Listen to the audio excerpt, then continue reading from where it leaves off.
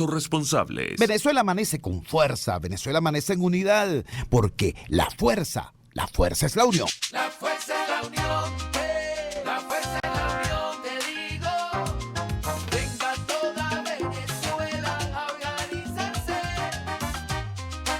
La fuerza es la unión, la fuerza es la unión. Y a poner tu granito de arena, dale por Venezuela. Actívate, en la unión está la fuerza. Por eso te digo que la fuerza es la unión. Muy buenos días, Venezuela. Bienvenidos todos a este su espacio. La Fuerza de la Unión es una tribuna abierta de la sociedad democrática venezolana para compartir con todos ustedes, más allá de cualquier distingo puntual, partidista o ideológico, la angustia, la preocupación, la justa indignación por lo que hoy está ocurriendo en nuestro país y también la certeza, la confianza, la esperanza de que trabajando juntos, de que remando unidos en la misma dirección, seremos capaces de construir Venezuela de trabajo y de respeto, la Venezuela con alimentos y con medicinas, la Venezuela con democracia y con libertad, que todos necesitamos y que ciertamente todos merecemos. En el día de hoy tenemos que iniciar esta madrugada del lunes 13 de mayo con un señalamiento de extrema preocupación, no la nuestra, la de todo el país. Van más de 90 horas sin que Venezuela o el mundo tengan conocimiento del paradero del diputado Edgar Zambrano. Edgar Zambrano, primer vicepresidente de la Asamblea Nacional del Parlamento venezolano, fue privado de manera ilegítima, inconstitucional e ilegal de su libertad. Esto hay que decirlo una y otra vez. No estamos hablando de que al diputado Zambrano le fue allanada su inmunidad parlamentaria y en consecuencia procedió tal o cual detención. No, la inmunidad parlamentaria solamente puede ser levantada a la luz de la Constitución vigente por la misma Cámara de la Asamblea Nacional, la misma Cámara Parlamentaria, y eso no ocurrió. Entonces su fuero parlamentario fue violentado, fue violado, y en consecuencia su detención fue abiertamente ilegal e inconstitucional. En horas de la noche, de casi la medianoche del jueves para el viernes, fue presentado en tribunales y sigue sin conocerse el lugar de su detención. Mientras la justicia venezolana, llámelo usted como quiera, mientras el sistema de administración de justicia en Venezuela se encarga precisamente de eso, de perseguir diputados, es decir, de perseguir disidentes, de castigar delitos de opinión, castigar la disidencia. Bueno, lo que está ocurriendo en la región es completamente distinto. Están siendo procesadas personas, buscadas personas, judicializadas personas que tienen, por cierto, cuentas pendientes con Venezuela, pero que en Venezuela no han sido tocadas ni con el pétalo de una rosa. Vamos a decirlo con absoluta claridad. Tuvimos conocimiento a finales de la semana pasada del procesamiento en Colombia del empresario colombiano Alex Saab. Y usted dirá, bueno, ¿y a mí qué me interesa eso? Eso es otro país y es una persona de otra nacionalidad. Pues resulta que Alex Saab es un empresario colombiano, pero también uno de los principales proveedores del programa CLAP, ¿sí? Consejos locales de abastecimiento y producción, ¿no? Ese instrumento que tiene el régimen para coaccionar, para chantajear desde el punto de vista económico y social a la población venezolana, para establecer diferencias odiosas entre vecinos, para premiar a unos y castigar a otros, es decir, para manipular por hambre al pueblo venezolano. Hay que decirlo con claridad. Bueno, resulta que este señor Alex Saab es uno de los más importantes proveedores de ese sistema. Por investigar el trasfondo de los CLAP y por haber detectado la presencia de este señor dentro de ese entramado, los periodistas venezolanos de Armando.info, el portal noticioso Armando.info, prácticamente tuvieron que irse del país porque la Administración de Justicia en Venezuela se activó para detenerlos, para hacerlos callar. Resulta entonces que el señor Saab está siendo procesado, sí, pero no por nuestro sistema de justicia, sino precisamente por la justicia colombiana. Buscando una reacción ante esto, hicimos contacto con Roberto Denis, periodista precisamente del portal armando.info, y tenemos de él la siguiente declaración.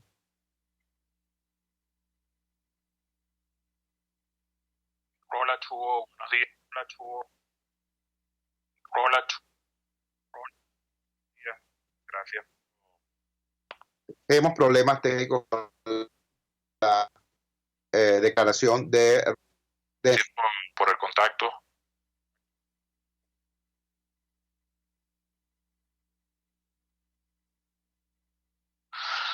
Sí, nada, los últimos días estamos en presencia de dos procesos que se está llevando curiosamente a la justicia de los sistemas judiciales de otro país contra, bueno, dos señores que han estado muy ligados a los negocios en Venezuela en los últimos años. Uno de ellos, como ya hemos hablado otras veces, el señor Alex Saab, este empresario colombiano de Barranquilla, que ha sido prácticamente el principal beneficiario del tema de los CLAP. A él se le está siguiendo un juicio por, entre otros delitos, el de lavado de dinero en Colombia, por unos negocios previos a sus negocios con Venezuela, pero que yo creo que a la postre van a terminar relacionados de acuerdo a las informaciones que yo tengo. La fiscalía la semana pasada le imputó varios cargos, entre ellos el de lavado de dinero, y ese proceso va a continuar esta semana, y de acuerdo a las informaciones que yo tengo, muy probablemente termine con una orden una alerta roja de Interpol, porque lo cierto es que el señor Alex Saab no se ha presentado ante el sistema judicial colombiano, ni pareciera que lo va a hacer, sino que más bien sus abogados en Colombia lo que están tratando es de demorar lo más posible el proceso. Y es curioso también que ayer veíamos la noticia de este allanamiento a una residencia en República Dominicana, una residencia lujosa en República Dominicana, posiblemente del señor Samar López.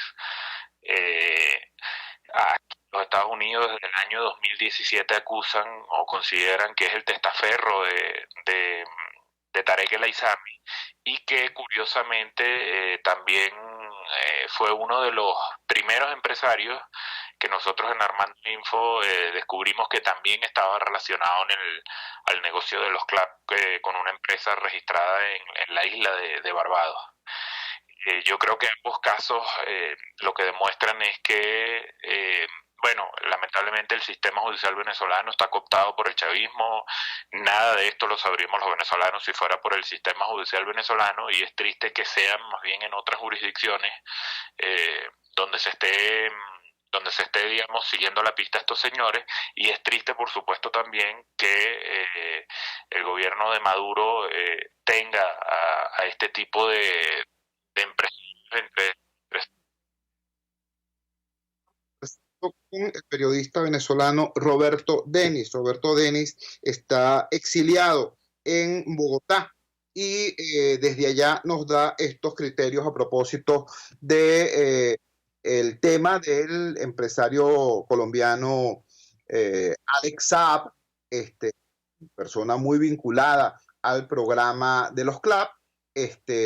Repito, cuando el portal armando.info estuvo investigando la vinculación de este empresario con el programa CLAP, se movilizó entonces sí el aparato de justicia venezolano, pero para callar a estos periodistas que tuvieron que irse del país por esta presión. Hoy ese empresario está siendo investigado por la justicia colombiana, y ya vimos en qué términos se expresó Roberto Denis de esta situación. Mencionó también el caso de Samar, otro empresario venezolano, decía a Roberto Denis, está también vinculado con el caso de los CLAP.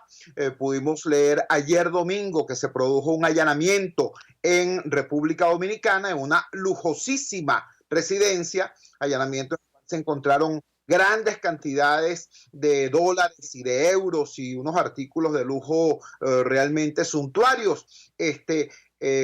Sobre este particular, también Robert Dennis, periodista, repito, venezolano en situación de exilio, perteneciente al equipo del portal Armando.info, tuvo elementos que comunicar. Lo escuchamos. Creo que en el caso de Samar López es bueno recordar que en 2017 él fue señalado por la OFAC, adscrita al Departamento del Tesoro de Estados Unidos como testaferro de Tarek El Aissami, además de esto que les mencionaba del negocio, que también estuvo ligado al negocio de los CLAP. Samar López, con esta misma empresa que usó para los CLAP, llamada Postar Intertrade Limited, registrada en Barbados, tuvo negocios con PDVSA, pero Samar López también en su momento, hace unos años, con una empresa registrada en Venezuela, tuvo contratos con otras empresas estatales. Tuvo también, yo no sé si tú recordarás, Chugo, aquel programa que se llamaba algo así como Construpatria, que en algún momento estuvo relacionado al Ministerio de Vivienda y eran una especie de kits de vivienda para viviendas como prefabricadas. Él también estuvo ligado a ese negocio, y lo que hemos podido enterarnos por las investigaciones que, como digo, se le siguen fuera de Venezuela, porque en Venezuela nadie está investigando esto. Bueno, es un señor con propiedades en distintas partes del mundo, propiedades de lujo, y al que los Estados Unidos le están siguiendo la pista, y por eso veíamos el allanamiento este fin de semana, porque además consideran que él después de haber sido sancionado por la OFAC, él ha tratado de evadir lo que supone esa sanción administrativa por parte de la OFAC con otras empresas en Estados Unidos, pero también hay la sospecha de que, además de ser el testaferro de Tarek El Aissami, él estaría vinculado al tema de posible narcotráfico. Como digo, nada, de todo esto nos estamos enterando es por la justicia de otros países, no por el sistema judicial o la justicia venezolana, que parece más bien concentrada en perseguir a los diputados electos por los venezolanos en diciembre de 2015, y que en vez de investigar todos estos casos, así como fue el caso en su momento del teniente Andrade y tantos otros que hemos visto, que nos hemos enterado por la justicia de otros países. Muchísimas gracias a Roberto Dennis, periodista venezolano exiliado en Colombia, precisamente a partir de las investigaciones que realizó el portal Armando.info de los negocios del señor Alex Saab y su vinculación con el programa CLAP. Son dos noticias importantes entonces. Alex Saab procesado por la justicia colombiana, el empresario colombiano Alex Saab, el empresario venezolano Samar López, sancionado por Estados Unidos por el Departamento del Tesoro, allanada una presunta propiedad de él en República Dominicana. Encontraron todos estos elementos, repito, de muchísimo dinero en diversas divisas y artículos de lujo, vinculados también con el programa CLAP, mientras que en Venezuela la Administración de Justicia se dedica a perseguir a diputados como Gilbert Caro, a diputados, al vicepresidente del Parlamento venezolano como Edgar Zambrano. Debo insistir, el pasado viernes entrevistamos acá a la madre de Gilbert Caro. En ese entonces nos decía que apenas la noche anterior había sido informada por un funcionario que reparte la comida en los calabozos del Helicoide de que posiblemente su hijo podría estar allí. A estas alturas, hoy, 13 de mayo, todavía ni los abogados ni los familiares de Edgar Zambrano tienen confirmación clara de su estado de salud y del lugar de reclusión de Edgar Zambrano. Mientras las personas incursas en posibles actos de corrupción, si son sancionadas es por la justicia de otros países, porque la de Venezuela, bien, gracias. Vamos a la siguiente pausa comercial y ya regresamos con muchísimo más de La Fuerza. La fuerza es la unión. Usted escucha Unidad, la fuerza es la unión, con Chuo Torrealba por RCR 750 AM. Sintonícenos a través de Periscope, @RCR750, la radio que se ve. En RCR somos vanguardia. Toda la programación de tu RCR también la puedes seguir a través de la internet. Audio y video en tiempo real. Noticias y mucho más. No te pierdas ni un segundo de nuestra programación. No hay excusa ni cadena que valga para que dejes de escucharnos. Ingresa a rcr.tv, la radio que se ve. Ellos sí que no saben nada. Y así nos va. El espacio donde se tocan los temas más candentes de interés político y nacional. Y así nos va. En este programa, la picardía y el humor inteligente son los protagonistas. Pura cabilla. Lara y Hernández descosen y revelan los secretos más oscuros del acontecer político. Y así nos va. De lunes a viernes a las 4 de la tarde. Por RCR 750 AM. Opinión, ideas en debate. Usted escucha a Chuo Torrealba en Unidad. La fuerza es la unión. Por RCR. Regresamos a La Fuerza de la Unión. El pasado sábado se produjo una convocatoria a la Plaza Alfredo Sadel en Las Mercedes, una convocatoria hecha por el presidente Juan Guaidó, y la Asamblea Nacional tuvo una respuesta más bien magra, más bien escasa en cuanto a la afluencia de participantes, de asistentes, pero hubo sí un alto volumen, por así decirlo, en el discurso del presidente Guaidó. Se refirió al Tratado Interamericano de Asistencia Recíproca, el TIAR. Informó que había dado instrucciones al embajador Carlos Vecchio para que se reuniera con el jefe del Comando Sur para explorar opciones de cooperación, etcétera, etcétera. Como ustedes saben, el jefe del Comando Sur no es un político ni es un diplomático, es el jefe de una fuerza de tarea del ejército norteamericano.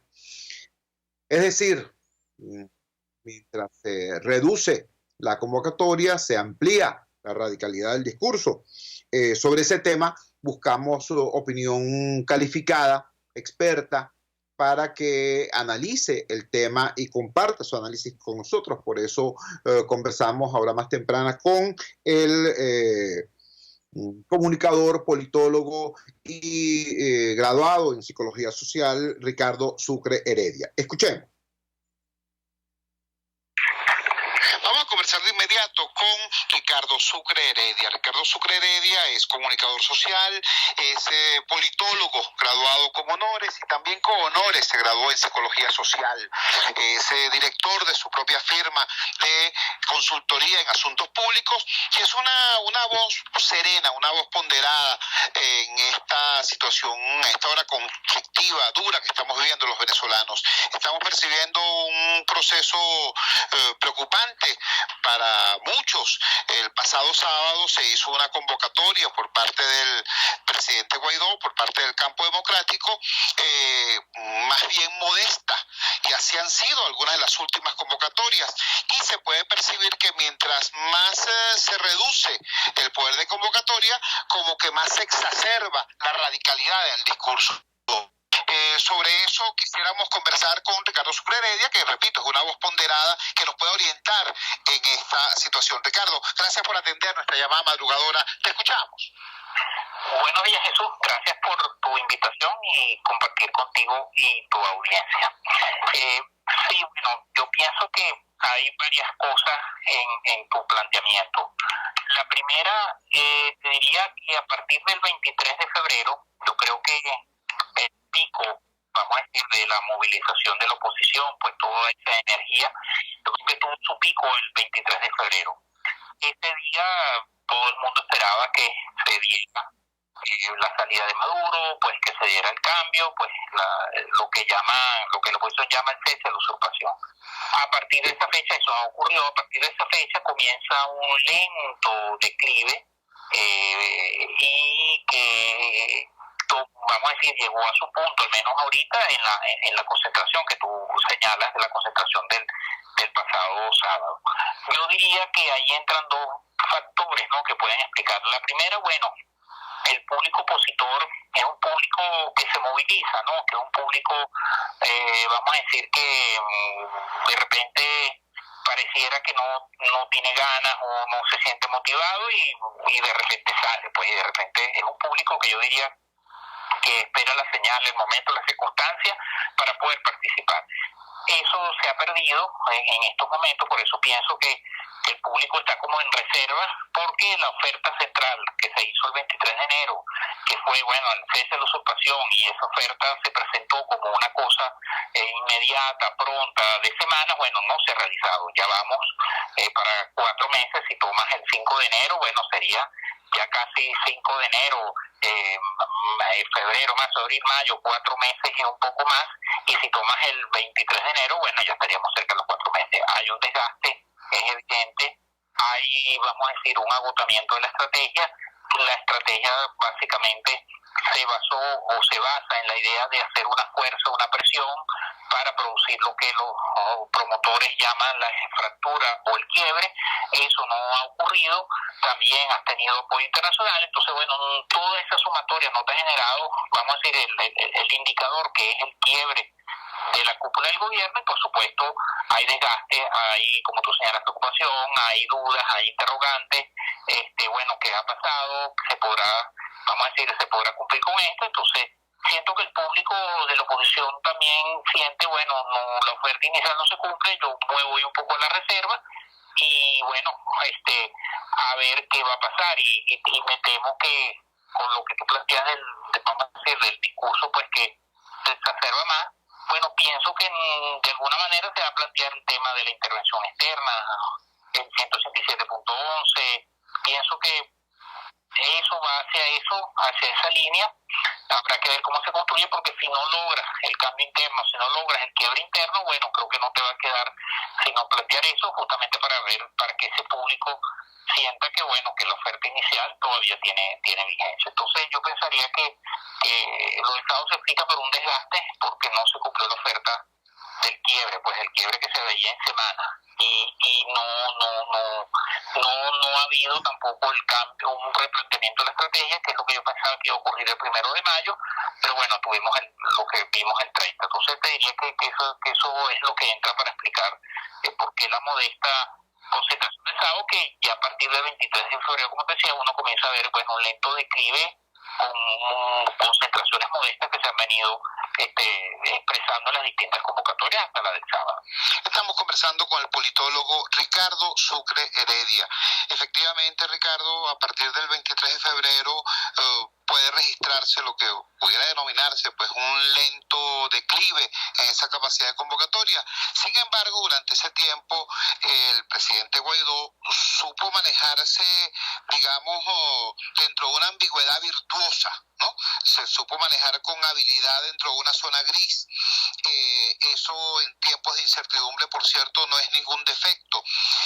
Pero a partir del 30 de abril, de la madrugada del 30 de abril, hay un cambio en ese discurso que pareciera acelerar unas dinámicas que no están acompañadas por la calle. A tu juicio, dentro de ese proceso que se inicia el 23 de febrero, ¿qué papel juega la madrugada del 30 de abril? Mira, yo creo que la madrugada del 30 de abril fue, vamos a decir, una acción sorpresiva. Yo creo que sorprendió a todo el mundo. Una acción que, si bien está en la línea del discurso, porque como bien tú señalas, Jesús, Guaidó se ha movido en esa ambigüedad virtuosa que tú llamas. Yo le llamo una ambigüedad estratégica, en el sentido de, bueno, de tener la estrategia, pero decir la cuentagotas, o moverse, como tú bien dices, en esas distintas zonas grises. Y el 30, bueno, trató de, vamos a decir, de ser un punto de nuevo de quiebre desde adentro, pues tratar de producir un quiebre interno, utilizando la fuerza militar y contando con la movilización de la gente. Yo creo que no sé si eso era lo que estaba previsto, porque de alguna manera el discurso de Guaidó y de todos era que, bueno, el 1 de mayo va a pasar cosas, el 1 de mayo esperamos una gran manifestación, o sea, había una expectativa para el 1 de mayo. De hecho, yo pensé que lo del 30 iba a ocurrir el 1, o pensé que algo así iba a ocurrir, porque también no había otra opción, o tú de nuevo, o tú haces el quiebre, o tienes que buscar otra cosa, replantear otra estrategia. Entonces, pienso que el 30, al no cumplirse de nuevo, al ser una acción, pienso muy descoordinada, creo que no se pensó bien, creo que el tema militar pues no se analizó correctamente, habrá que ver cómo se dio, los implicados, una serie de cosas que está allí. En todo caso, al no cumplirse, bueno, el famoso quiebre interno y al no producirse la movilización que se esperaba, yo creo que eso también pues mostró que no está funcionando la estrategia, y creo que mucha gente entonces dijo, caramba, esto no funcionó el 23 de febrero, no funcionó el 23 de enero, no funcionaron los apagones. Entonces, bueno, la gente dice, entonces, ¿qué puede funcionar? ¿Qué va a hacer? Entonces se va otra vez al tema, bueno, la intervención externa, la acción militar o la acción humanitaria con fuerza, o el R2P, o el 187.12. Entonces, creo que el 30, por un lado, cancela de alguna manera las posibilidades de una conducción política, no, vamos a decir, no insurreccional, o una conducción política puede ser pugnaz, pero no insurreccional, y al mismo tiempo, bueno, creo que pone a Guaidó y pone un poco al campo de la oposición, bueno, a tener que acercarse a aguas un poco de planteamientos más extremos, pues, como las que hizo el sábado, dejó ver, bueno, el TIAR, el tema de la llamada Duque, el tema del Comando Sur. Entonces, creo que endurece y radicaliza un poquito más, aunque no se quiere, bueno, las posiciones, pues, porque no sirvió esta opción, que por supuesto era una opción insurreccional que yo pienso que no iba a servir en ningún caso. Conversamos con el politólogo Ricardo Sucre Heredia. En 2 ocasiones he referido la manera como, a tu juicio, el público opositor, la ciudadanía opositora, se moviliza o se resguarda de acuerdo a la dinámica política. Ahora, te pregunto lo siguiente, ¿es también público y notorio que las movilizaciones que tuvieron lugar entre el 5 de enero y el 23 de enero tuvieron como escenario preferente los sectores populares? Y por cierto, fueron los sectores populares los escenarios preferentes también de la represión. La batalla que se dio, por ejemplo, en la zona 2 del barrio José Félix Rivas, o en la avenida del Cuartel de Katia, o en los Jardines del Valle, fue un buen ejemplo de eso y está documentado en la cobertura periodística. Ahora, desde el 23 de enero en adelante, esa participación, digamos, del pueblo llano, de los sectores más desfavorecidos, ha ido decreciendo hasta estar hoy en la situación que conocemos, pues en lo que tú llamas, digamos, el público tradicional o convencional de las convocatorias opositoras. ¿Es posible revertir esa tendencia? ¿Es posible recontactar y reconectar con las mayorías populares preocupadas por el tema eléctrico, preocupadas por el tema del gas doméstico, preocupadas por el tema terrible del agua potable, preocupadas por la dura lucha por la sobrevivencia en estos tiempos de hiperinflación? ¿Es posible esa reconexión entre la dirección opositora y la lucha del pueblo venezolano por sobrevivir? Mira, sí es posible, pero eso supone que cambie la estrategia, como hablamos en la pregunta anterior. O tú produces lo que ofreciste originalmente, que es el quiebre, o si no puedes, tienes que replantearte tu estrategia. Yo creo que el alejamiento de los sectores populares tiene una razón central, a mi modo de ver, que perciben que la oposición entra en una estrategia insurreccional, subversiva. Así fue en el 2017. Se vio al principio, bueno, una participación de sectores populares, pero bueno, esa participación, cuando ya de nuevo toma la lógica de Ucrania, que si ese tipo de narrativas, de discurso, se entra, vamos a decir, lo que yo llamo la estrategia subversiva insurreccional, yo creo que los sectores populares pues se alejan porque saben que el precio, vamos a decir, los platos rotos lo pagan los sectores populares, la represión, las detenciones, los abusos, las pérdidas en sus condiciones de vida, toda esa situación que lleva, y creo que en este caso se ve lo mismo. No es cuando tú comienzas, bueno, un 1 de enero, hay que recordar el discurso de Juan Guaidó el 5 de enero, fue un discurso, sí lanzó las cosas efectivamente que habló después, pero su discurso estuvo centrado en la recuperación del Estado de Derecho, el Estado de Derecho como eje de las demás cosas, el Estado de Derecho como eje de los derechos sociales, a mí me pareció en ese entonces un discurso interesante, porque ese tema del Estado de Derecho, una cosa institucional, yo creo que puede acercar a muchos sectores, pero después cuando ya tú te mueves del Estado de Derecho y pasas al cese de la usurpación y todas esas cosas, que sí lo dijo ese día, efectivamente lo presentó como un proyecto, pero cuando ya te centras en eso y te olvidas de lo otro, entonces bueno, creo que también los sectores populares pues saben que son, como decimos en criollo, pues los Paganini de todos esos conflictos. Entonces bueno, yo creo que los sectores populares no quieren violencia, yo creo que los sectores populares y en general nadie en Venezuela, a lo mejor los sectores de las ciertas redes sociales o sectores muy ilustrados que ven todo como desde muy a la distancia, pues no le pueden gustar la violencia, pueden fantasear con eso, pero el sector, creo, la persona que trabaja, que se levanta a las 3, 4 de la mañana, pues que tiene una familia que echar adelante, pues que tiene que cumplir con su trabajo, que tiene que producir, que tiene que sortear un sistema de transporte, un metro pésimo, sin ausencia de transporte, apagones, una serie de cosas, bueno, sabe el valor de lo que es poder adelantar una política y estar y llevar adelante una familia. Entonces sí es posible reconectarlo, pero creo que habría que hacer un cambio, un giro de 180 grados de la estrategia, que honestamente no veo posible, porque como veíamos al principio, tu público base, que es el público que te da apoyo, en cierto modo no fue el sábado, porque tú no dijiste vengan los militares norteamericanos, ¿no? Pero si lo hubieses dicho, a lo mejor ese público estaría activo. Entonces el gran problema es, bueno, hay el nivel suficiente, suponiendo que se quiera hacer ese giro, para poderlo hacer, o no. Entonces bueno, eso va a quedar a lo mejor como estamos viendo ahorita, pues un pequeño grupo, unos discursos, unas cuestiones, pero el sector popular está llevando su vida, como la estamos llevando todos, pues un poco nos hemos autonomizado de la política, porque bueno, necesitamos vivir, pues. Entonces creo que si logras el cambio y plantearte un giro estratégico, a volver a tu origen, tal vez el Estado de Derecho, tal vez enfatizar cosas que se tocaron el 5 de enero que olvidaste, vamos a decir, esa vinculación es posible. Ricardo, te agradecemos profundamente el que hayas tenido la gentileza de atender esta llamada en esta madrugada del lunes. Muchísimas gracias, hermano. No, a ti, Jesús, vale, muy amable siempre por tu invitación y buenos días para ti y toda tu audiencia. Era Ricardo Sucre Heredia, politólogo, especialista en psicología social, dándonos estas reflexiones ciertamente importantes en esta madrugada del lunes 13 de mayo. Vamos a la siguiente pausa comercial y ya regresamos con muchísimo más de La Fuerza. La Fuerza es la Unión. Les estamos presentando Unidad.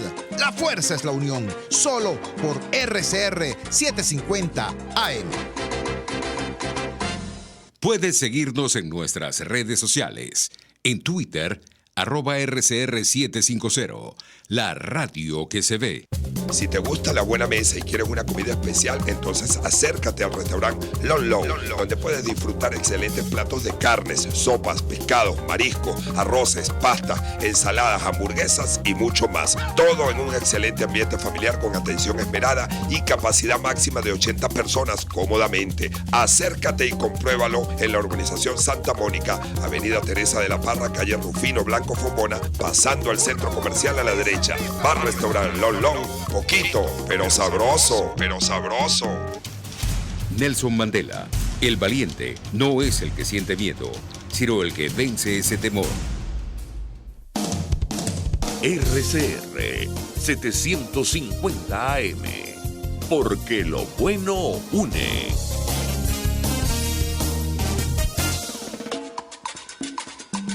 Les estamos presentando Unidad. La Fuerza es la Unión. Solo por RCR 750 AM. Regresamos a La Fuerza es la Unión. Hoy hay un evento muy importante en la Universidad Metropolitana. Un evento que de alguna manera nos convoca a todos y que expresa una necesidad de los venezolanos, que es rescatar algo que es de todos y que el gobierno, prácticamente el régimen, ha intentado expropiarnos a los venezolanos, que es nuestra memoria histórica. Por eso conversamos con el historiador venezolano David Ruiz Chatén. Comparto de inmediato esa conversación. Vivimos tiempos complicados en Venezuela. El tema político es realmente complejo y bueno, tras haber escuchado a nuestros anteriores invitados, uno comprende pues cómo mucha gente dice, ya no es tiempo para estar pensando, ya no es tiempo para estar hablando, hay que actuar. Pero resulta que siempre, cuando ha habido procesos de emancipación exitosos, ha habido un pensamiento que lo ha orientado, que lo ha guiado.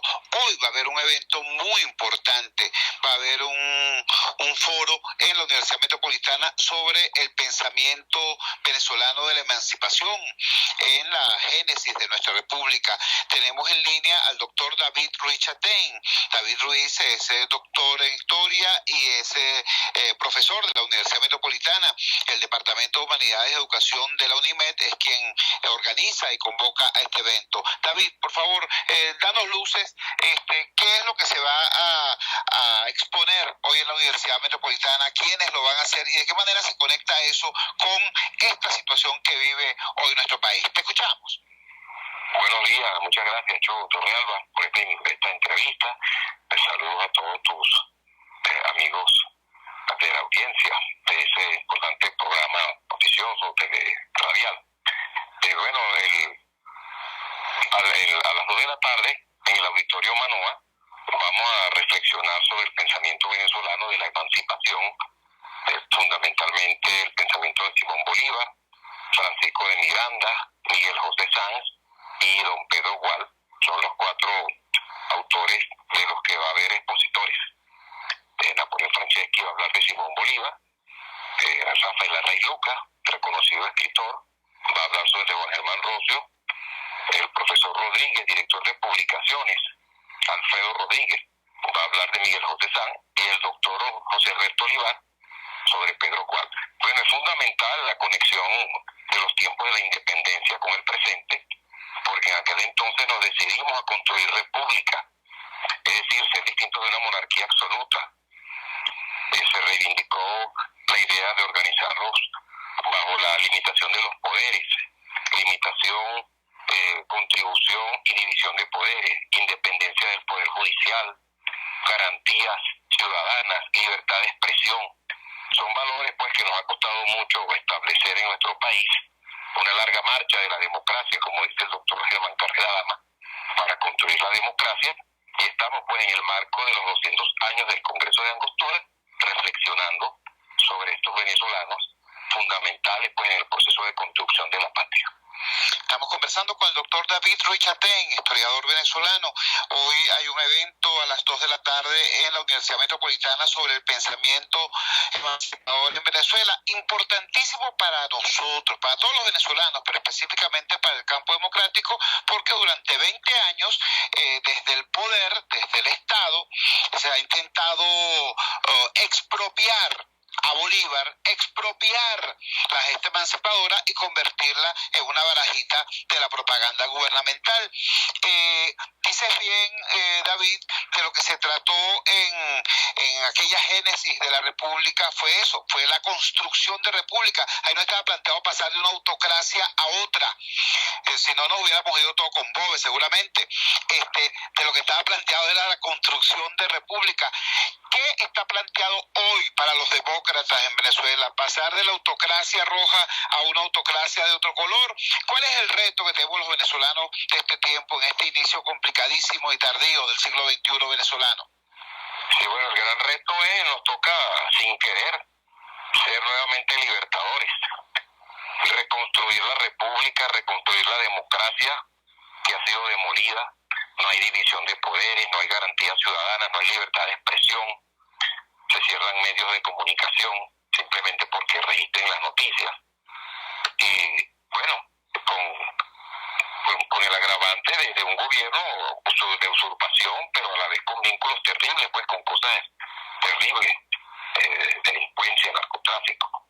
es muy lamentable, muy doloroso. Entonces hay que construir ciudadanía nuevamente, como lo hizo Bolívar, como lo hizo Cecilio Acosta y como lo hizo Rómulo Betancourt y Rafael Caldera.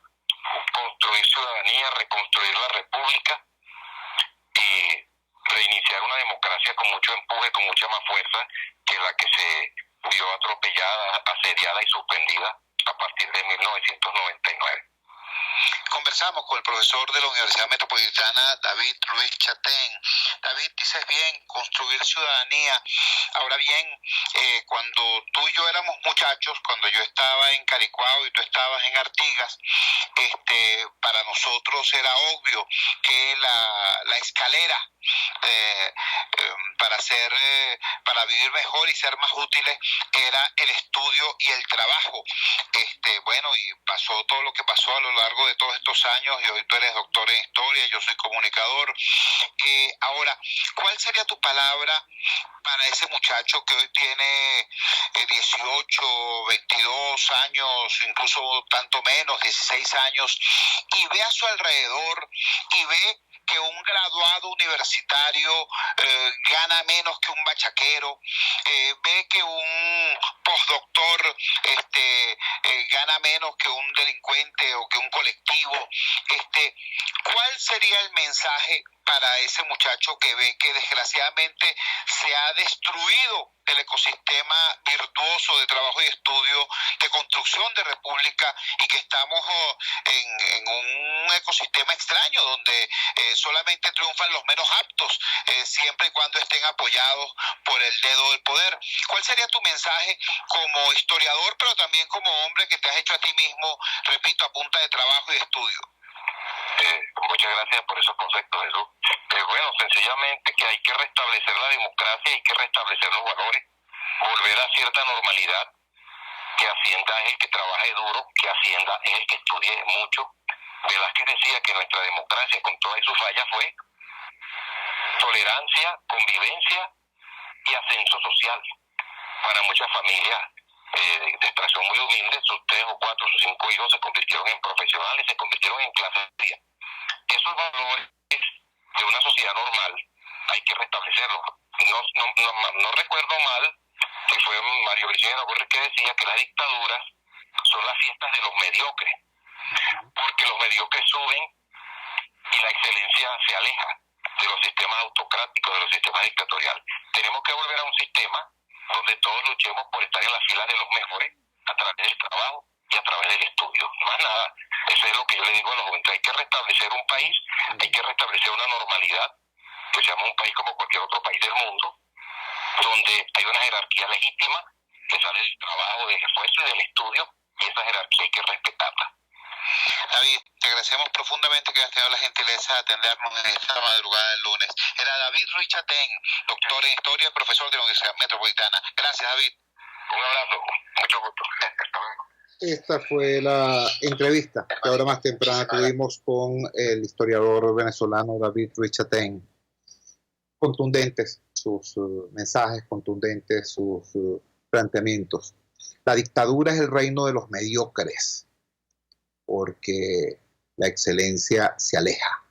Interesante el planteamiento que nos trae David Ruiz Chatén. Recordemos entonces, la cita es hoy a las 2 de la tarde en el Auditorio Manoa de la Universidad Metropolitana. Vamos a la siguiente pausa comercial y ya regresamos con muchísimo más de La Fuerza. La fuerza es la unión.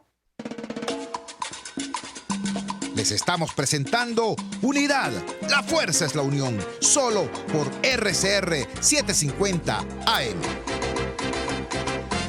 Puedes seguir nuestra programación a través de rcr.tv, la radio que se ve. En la avenida Páez del Paraíso se encuentra Tu Cocada Express. Te invitamos a que pruebes la mejor cocada de toda Caracas, con los toppings favoritos. Además, helados, dulces, aceite y agua de coco. Síguenos, @Tu Cocada Express, frente al Parque Naciones Unidas del Paraíso. Tu Cocada Express El Paraíso, como tú la quieras. Cauchera Fran Luis te ofrece cauchos nacionales e importados de las mejores marcas y en todas las medidas, al mayor y de tal. Para mayor información visita @Cauchera San Luis en Twitter, Instagram y Facebook. O llama al 0412-815-6712. Cauchera Fran Luis, tu mejor opción. Superar una lesión es trabajo de profesionales. La unidad de cirugía articular y medicina deportiva Haroldo Macareño y Guillermo Rangel cuenta con el mejor equipo de traumatólogos en medicina deportiva, cirugía artroscopia y reemplazos articulares. Ubícalos en la Policlínica Metropolitana o al 0414-305-8176. Superar tu lesión es nuestro compromiso. Antes de empezar el día, entérese de lo que acontece en el país junto a Pedro García Otero en Titulares de la Mañana. De lunes a viernes a las 6:30 de la mañana. Acompáñelo y empiece su día bien informado. Titulares de la Mañana con Pedro García Otero. Solo por RCR 750 AM. Porque lo bueno une. Amanece con la fuerza de un país que quiere cambio. Chuo Torrealba está al aire en Unidad. La fuerza es la unión. 482-9750 y @Chuo Torrealba por RCR. Regresamos a La Fuerza es la Unión con el tiempo justo para compartir con ustedes una reflexión a propósito de la importante, la valiente exposición que hizo en este programa el sociólogo Ricardo Sucre Heredia. Amigos, vamos a ser muy claros. Nosotros, los venezolanos, los demócratas, todos los que queremos cambio, tenemos que apoyar de manera consistente a nuestro liderazgo. Tenemos que apoyar de manera consistente a la Asamblea Nacional y a quien hoy es la expresión, el símbolo y la síntesis de ese liderazgo en lucha, como lo es Juan Guaidó. Tenemos que apoyarlo. Nosotros, la oposición venezolana, no puede seguir siendo esa especie de trapiche que se enamora de un líder. Ese enamoramiento puede durar 2 meses, 3 meses, 6 meses, 1 año, y después lo muele, lo tritura y lo deja en la orilla. No, la oposición venezolana no puede hacer eso. No puede enamorarse hoy para luego detestar o destruir a su propio liderazgo. Eso ya ha pasado demasiadas veces y nos conduce a la debilidad, a la dispersión. Repito, es deber de nosotros, los venezolanos, y sobre todo todos los venezolanos que queremos cambio, respaldar de manera consistente a nuestro liderazgo democrático, hoy encarnado en una dirección colectiva llamada Asamblea Nacional y expresada, sintetizada en la figura, en la persona de Juan Guaidó. Ese es nuestro deber ciudadano. En primer lugar, quiero decir eso con toda claridad. En segundo lugar, debo decir también que la dirección política tiene que reflexionar. La dirección política tiene que ver si esto está pasando, si se está reduciendo el poder de convocatoria, si están creciendo dudas en la ciudadanía. Bueno, ya hay que aclarar esas dudas, hay que, si es necesario, redefinir la estrategia, bueno, redefinirla de manera clara. Señores, lo que se oculta es la táctica. La estrategia tiene que estar clara porque todo el mundo tiene que saber para dónde va. El futuro no es un discurso, es un mapa.